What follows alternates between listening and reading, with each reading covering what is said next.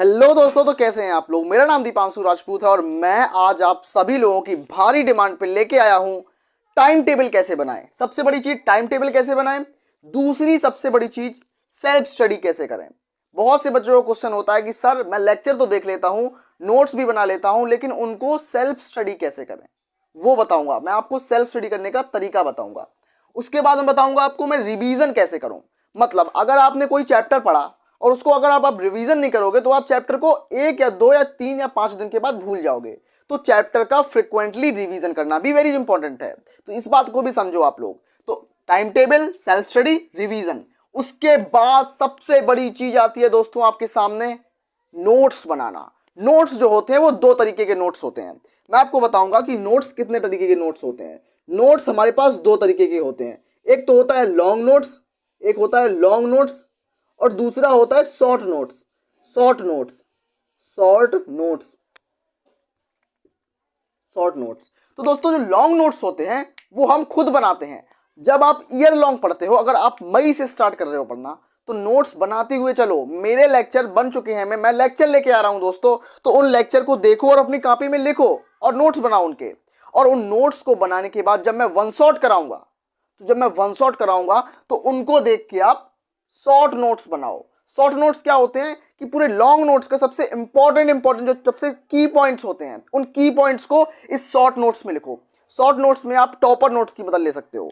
Short notes के अंदर आप क्या ले सकते हो, टॉपर नोट्स। टॉपर नोट्स क्या होते हैं मैं अभी बताऊंगा आप लोगों को। Topper notes, topper notes, topper notes. देखो जो शॉर्ट नोट्स दोस्तों होते हैं हमारे पास, शॉर्ट नोट्स में क्या होता है सबसे इंपॉर्टेंट, जैसे फॉर्मूला हो गया, उसमें कोई यूनिट हो गई, यूनिट लिखनी होगी, उसमें सबसे इंपॉर्टेंट चीज जो होती है वो शॉर्ट नोट्स के अंदर ही आती है।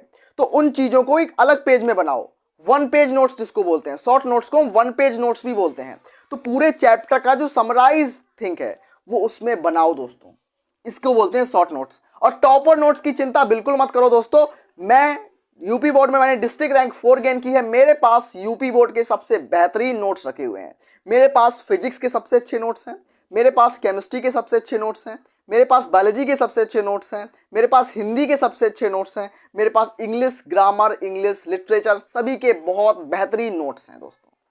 तो इन सब चीजों को समझने के लिए नोट्स को तैयार करते रहिए दोस्तों। और रिवीजन के लिए आप कौन सी टेक्निक यूज करो दोस्तों, तो मैं आपको बताऊंगा रिवीजन के लिए 147 टेक्निक।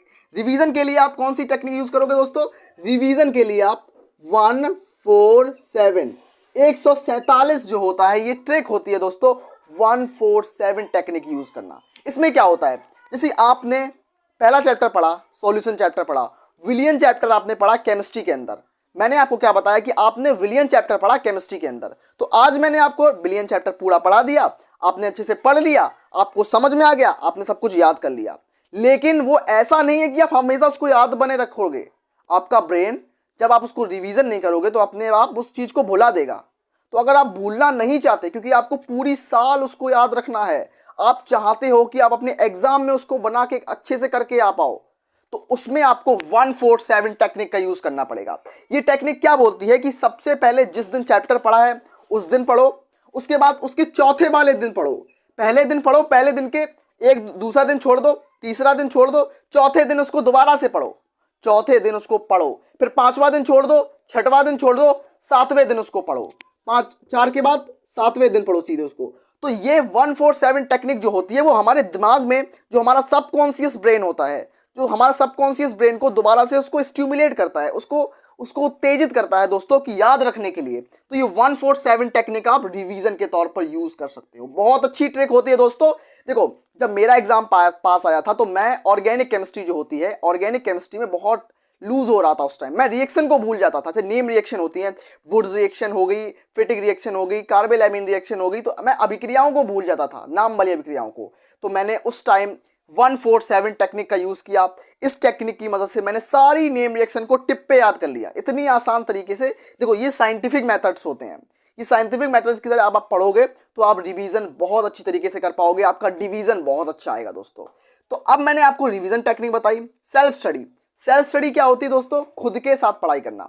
आप क्या करते हो, आप 6 बजे या 5 बजे उठते हो, उसके बाद आप एक्सरसाइज करते हो, 5 बजे उठते हो, एक विद्यार्थी को 5 बजे स्टूडेंट को उठना चाहिए, उसके बाद आप 6 बजे तक एक्सरसाइज करते हो, 7 बजे से लेकर अगर आपको 7 या 8 बजे तक, आपका स्कूल 7 बजे होगा या 8 बजे होगा, 8 से 2 बजे तक आप स्कूल जा रहे हो, 2 घंटे आप कोचिंग जा रहे हो, तो कोचिंग जाने के बाद आप घर पे आ रहे हो और घर पे आने के बाद अपनी एक्सरसाइज कर रहे हो, सो रहे हो, खाना पीना खा रहे हो, वो अलग बात है।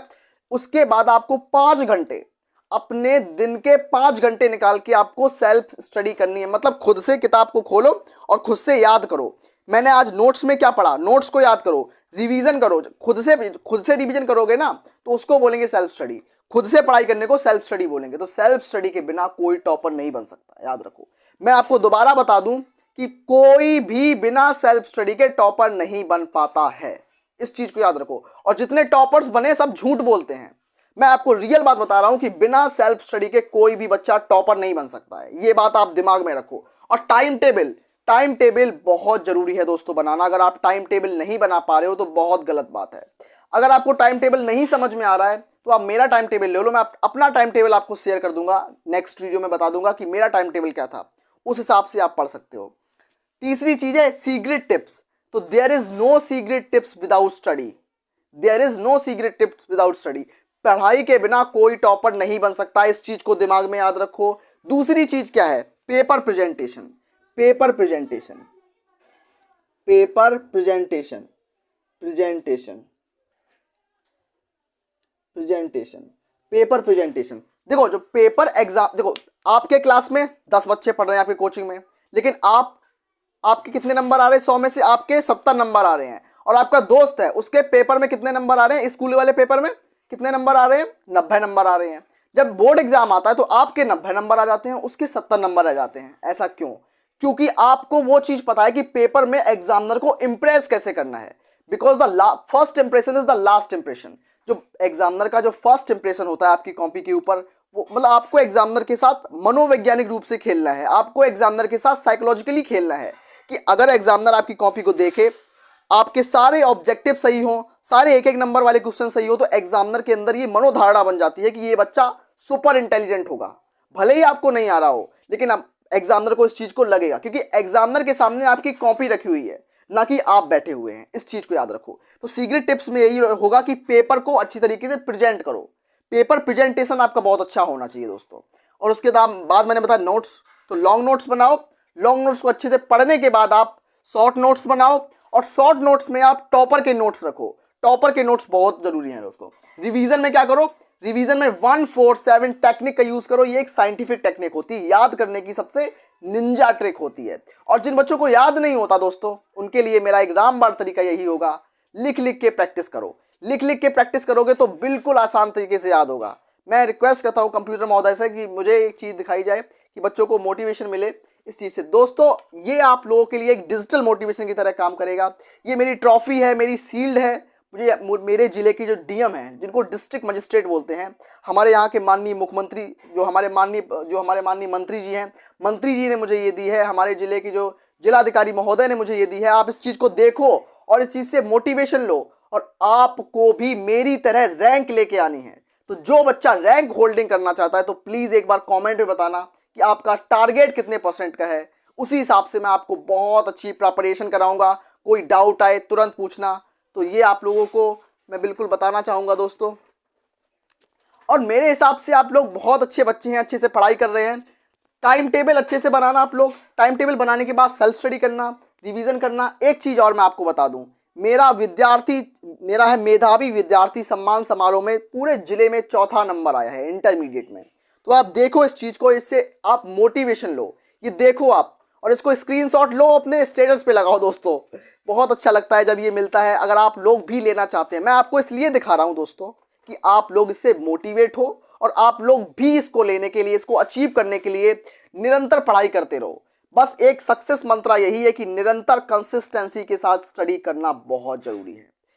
तो बिल्कुल अगर आप मुझसे विश्वास करते हैं, मैं जानता हूं मुझ पर विश्वास करोगे, तो आपको मैं बिल्कुल 100 आउट ऑफ 100 की तैयारी कराऊंगा।